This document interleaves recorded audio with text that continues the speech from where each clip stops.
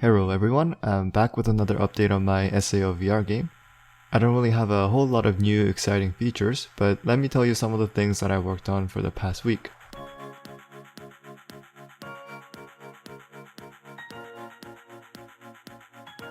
On the first day of the week, I immediately did some research on where I can hire some artists for creating the 3D models for our SAO VR game. And because of my lack of knowledge and fluency in 3D art skills, I decided to purchase some original artwork from 3D artists called Poison Studios, where they produce some pretty high quality stylized 3D game assets. And thanks to everyone's support and interest, I thought I might as well make the project look as good as possible with some original artwork. A special thanks to all the Patreon members for giving me the opportunities to do this. So while I was waiting on the artwork from Poison Studios, I went back to Unity to do some coding. In my last week's video, I've thrown a bunch of new enemies to the game, but there was an immediate problem. When the enemy travels either up or down sloped area, they turn all hyper and start jumping around. Well, this is because currently I'm getting a random direction with the assumption that the enemies are only moving in flat plane. And since my enemies had a rigid body component attached to it, it was producing some wonky behaviors when the colliders were hitting the sloped part of the terrains. Well, one solution would probably just to use the Unity snap mesh agents, but I'm really not a fan of it, so I decided to just use some simple vector math to calculate the rotations and positions of the enemies on the terrain. So the first part is the rotation. The enemies needed to be rotated properly on the inclined slope, and this could be very easily calculated by taking the cross product between the normal vector of the terrain and the object's vector on the x-axis. And there you go, it should be working just fine. After spending 30 minutes debugging, I realized that I was using a vector on a different axis, but after that was fixed, the enemies started to make the proper rotation according to the slope of the terrains. For the positions of the object, I shoot a random ray from the top to figure out where the destination should be, and the bouncing and jitters seem to disappear from the objects, which is really nice. Next, I wanted to start creating the minimap feature in the menu. I didn't really think it was necessary to finalize how it looks, but I thought it would be fun to start fiddling with the basic implementation. I've thought of some different ways to go about creating this. First and the least performant approach would be to create a second camera on top of the player and forward that to the render texture, which is on player UI. This wouldn't be very performant because you're essentially rendering everything twice on the second camera to forward it to the UI. The most performant approach in my opinion would probably be to have a pre-designed texture map and turn the player's coordinates to the position in the texture to display all the information. This would be ideal in terms of rendering perspective, since you're not rendering everything twice, but the problem is that I have no idea how my final map would look like. So what I actually decided to do was to create a special layer called minimap layer, where I put all the sprite assets that will be visible only to the second camera.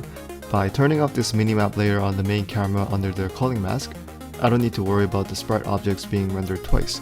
So I'm probably going to be using this approach to further build on this minimap. Another UI thing that I learned is the tooltip on the item to hover over using the eye pointer handler to determine if the raycast is hovering over the button or not, and set the position of the panel and the item information. And this could be used for purchasing the items as well in the shop.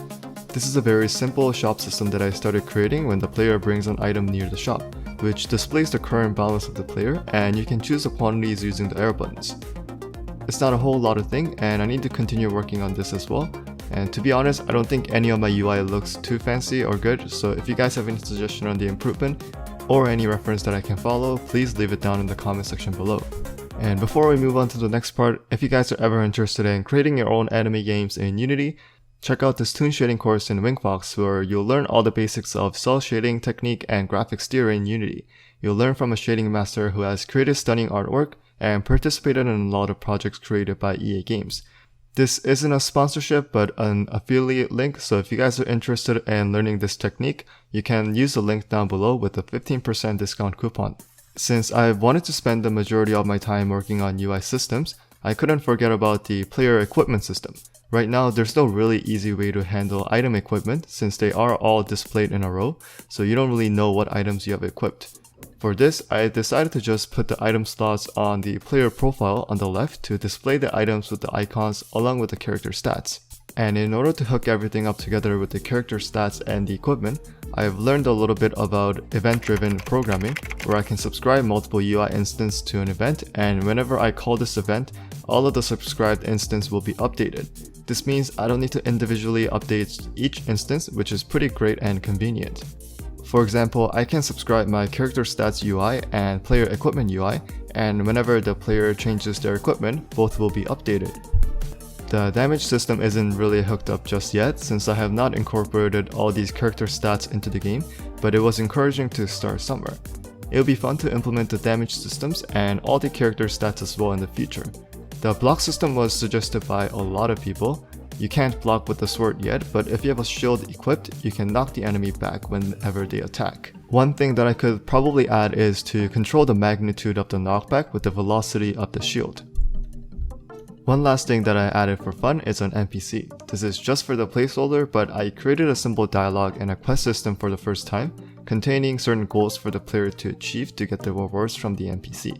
The quest simply has 3 states, which are start, pending, and end state, depending on if the player has finished the quest or not. The entire system has too many rooms for improvement since I've only added kill goals, and there are a whole bunch of other types of quests that I can explore, like gathering certain items or delivering certain items to other people. And everything was going pretty alright until I started building my game to my quest device. I realized that the performance has been dropping pretty significantly, and no matter how much I spent my time optimizing the game, the FPS on my game didn't really improve that much. So I've actually made the decision to get rid of the universal render pipeline from my project and decided to switch everything back to the default rendering pipeline. I've been seeing a lot of people running into low FPS issues with URP in their VR games, and since I know the size of my map would be bigger than average, I thought it would be a good decision to switch back to default rendering pipeline since I at least wanted my game to be playable. This was a major mistake on my part because I should have focused and tested the performance since the beginning when I built the game. But I guess it was a good learning lesson. After spending quite a bit of time battling with pink objects in my scene, I've rebuilt the project with a default rendering pipeline, and the FPS seems pretty good, so yeah, fuck URP for VR. But hey, maybe I'm missing something. If anyone had a successful experience for URP with their VR games, let me know in the comment section below. Or join our Discord channel to give me some suggestions for the game. And be sure to check out Wingfox for the toon shading course if you're interested.